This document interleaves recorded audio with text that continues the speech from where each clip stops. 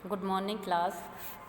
जैसा कि हम अपने चैप्टर राष्ट्रीय एकीकरण के लिए शिक्षा के विषय में अभी तक पढ़ रहे थे, आज का हमारा नेक्स्ट टॉपिक है शिक्षा और राष्ट्रीय एकीकरण। शिक्षा और राष्ट्रीय एकीकरण के परस्पर संबंध के तीन प्रमुख आयाम हो सकते हैं। पहला हमारा राष्ट्रीय एकीकरण संबंधी प्रचलित व्यवस्थाएं किस सीमा तक किस शिक्षा को प्रभावित कर रही हैं। दूसरा, राष्ट्रीय शिक्षा एकीकरण के विकास में किस प्रकार योग दे रही हैं। तीसरा हमारा है राष्ट्रीय एकीकरण का प्रभावशाली संयंत्र क्यों नहीं बन पा रही हैं। जहाँ तक प्रथम प्रश्न का संबंध है, यह स्पष्ट है ही कि राष्ट्रीय एकीकरण का जो सामाजिक संदर्भ हमने इस अध्याय के पूर्वार्ध में प्रस्तुत किया है, वह हमारी सभी सामाजिक संस्थाओं, व्यवस्थाओं व क्रियाओं को प्रभावित कर रहा है। अतः शिक्षा उससे अछूती नहीं रह सकती। जब हमारे राष्ट्रीय समाज में पक्षपात, जातिवाद, राजनीति, शोषण, अन्याय, सत्ता का दुरुपयोग आदि प्रवृत्तियों उन्मुक्त रूप में प्रचलित है, तो भला किस शिक्षा संस्थाओं पर उनकी काली छाया और कैसे नहीं पड़ेगी। हम देखते हैं कि पाठशालाओं, महाविद्यालयों, विश्वविद्यालयों, शोध संस्थाओं और यहाँ तक कि कई शिक्षा मंत्रालयों में भी अधिकारी इन्हीं प्रवृत्तियों के अनुसार व्यवहार करते हैं और राष्ट्रीय एकीकरण के स्वप्न को और अधिक धूमिल करते जाते हैं। राष्ट्रीय एकीकरण के विकास में महत्वपूर्ण योगदान दे सकती है यदि शिक्षक को राष्ट्र के वास्तविक सामाजिक संदर्भ व प्रक्रियात्मक राष्ट्रीय एकीकरण के स्वरूप का स्पष्ट ज्ञान हो। शिक्षकों को कुप्रशासन तथा अनावश्यक भय व निष्क्रियता से मुक्त किया जाए तथा उन्हें पाठशाला में ऐसे सामूहिक कार्यक्रमों को आयोजित करने के लिए अधिकाधिक प्रेरित किया जाए जिनसे विभिन्न समुदायों के विद्यार्थियों व कर्मचारियों में परस्पर सौहार्द बढ़े। पाठशालाओं के पाठ्यक्रमों, पुस्तकों, शिक्षण विधियों तथा सामरिक वातावरणों में पर्याप्त परिवर्तन लाना आवश्यक है, जिससे सांप्रदायिकता, अन्याय, शोषण के बीच में विद्यार्थियों के मस्तिष्क में न पनप सके। शिक्षा संस्थाओं में प्रजातंत्रीय भावनाओं का प्रसार तब तक नहीं हो सकता जब तक कि इनको वास्तविक उत्तरदायित्व नहीं सौंपे जाते तथा उनमें विश्वास नहीं किया जाता। शिक्षा प्रशासकों व शिक्षकों को अपना व्यवहार एक राष्ट्रीय एकीकृत व्यक्ति सा बनाना चाहिए, तभी वे विद्यार्थियों पर अपनी कोई स्थायी छाप छोड़ सकते हैं। पाठशालाओं में भीतरी व बाहरी राजनीति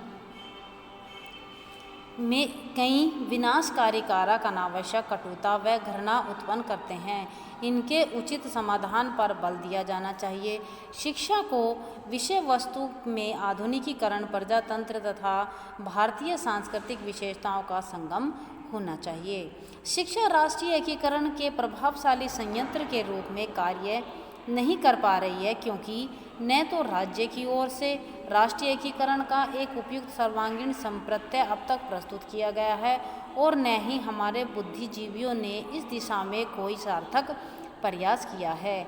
हमारे शिक्षा अधिकारी व शिक्षक अभी भी परंपरागत आधारों जैसे धर्म, जाति, नातेदारी, प्रांतीयता के अनुसार व्यवहार करते हैं तथा लाभ उठाना चाहते हैं। स्वार्थपरता ने शिक्षकों को अपने वास्तविक कर्तव्यों से हटा दिया है। विद्यार्थियों को उनकी उद्दंडताओं पर जब समुचित दंड व मार्गदर्शन नहीं मिलता तो वे गलत प्रकार से सामाजिकृत अपनाने लगते हैं। प्रौढ़ों व और विशेषकर शिक्षकों व राजनीतिज्ञों द्वारा स्वास्थ्य समाजीकरणों की ओर ध्यान न देने के फलस्वरूप ही शिक्षा राष्ट्रीय एकीकरण के विकास में कोई महत्वपूर्ण योगदान अब तक नहीं दे पाई है। नेक्स्ट हमारा पॉइंट है राष्ट्रीय एकीकरण की ऐतिहासिक पृष्ठभूमि। विविधता में एकता होना हमारे देश का विशिष्ट लक्ष्य रहा है। प्राचीन काल से ही प्रजातियों और धर्मों के लोग भारत आए। उनमें से अधिकांश लोग वापस नहीं गए। बल्कि वे भारत में बस गए और भारत को उन्होंने अपना घर बना लिया। वे भारतीय इतिहास और संस्कृति के अंग बन गए।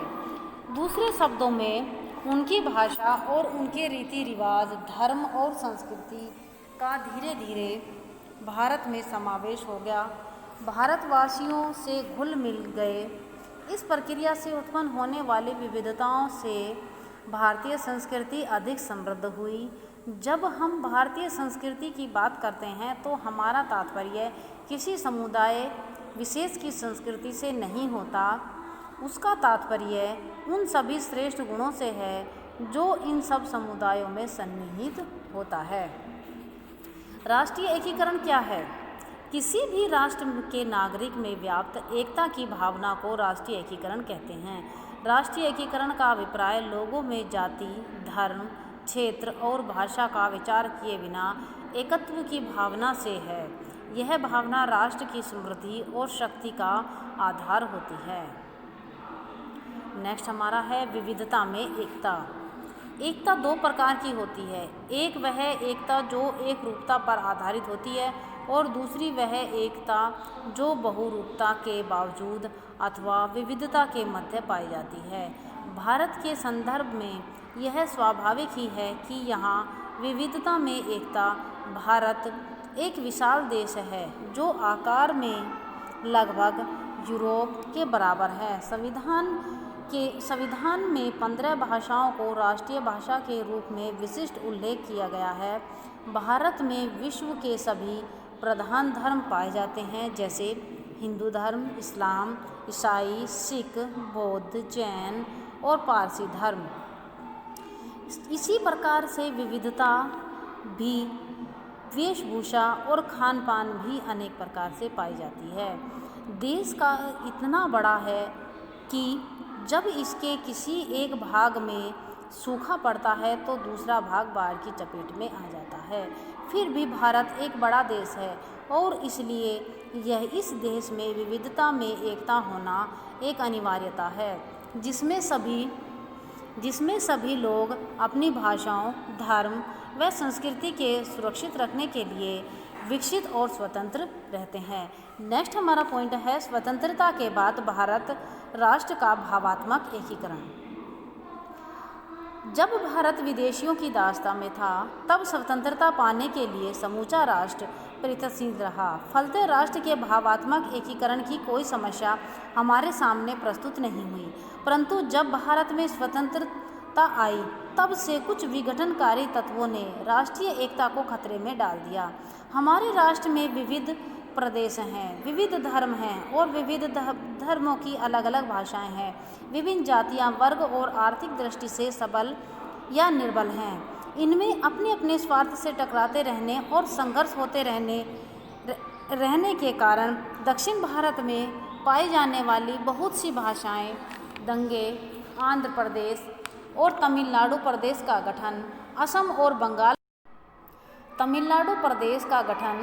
और बंगाल का विभाजन, पंजाब और हरियाणा का विभाजन आदि अनेक घटनाएं ऐसी हैं जो विघटनकारी स्थितियों के कारण यदाकदा धर्म के नाम पर सांप्रदायिक दंगे होते रहे हैं। इनमें भारी धन जन की हानि हुई है। इस प्रकार राष्ट्र के लिए राष्ट्रीय एकीकरण की भारत में समस्या पैदा हो गई है। इसका समाधान ढूंढना बहुत आवश्यक है। शिक्षा इस समस्या का हल करने में भारी योगदान कर रही है। इसके बाद नेक्स्ट हमारा पॉइंट आता है राष्ट्रीय एकीकरण में बाधाएं। इस पर अध्ययन हम कल करेंगे।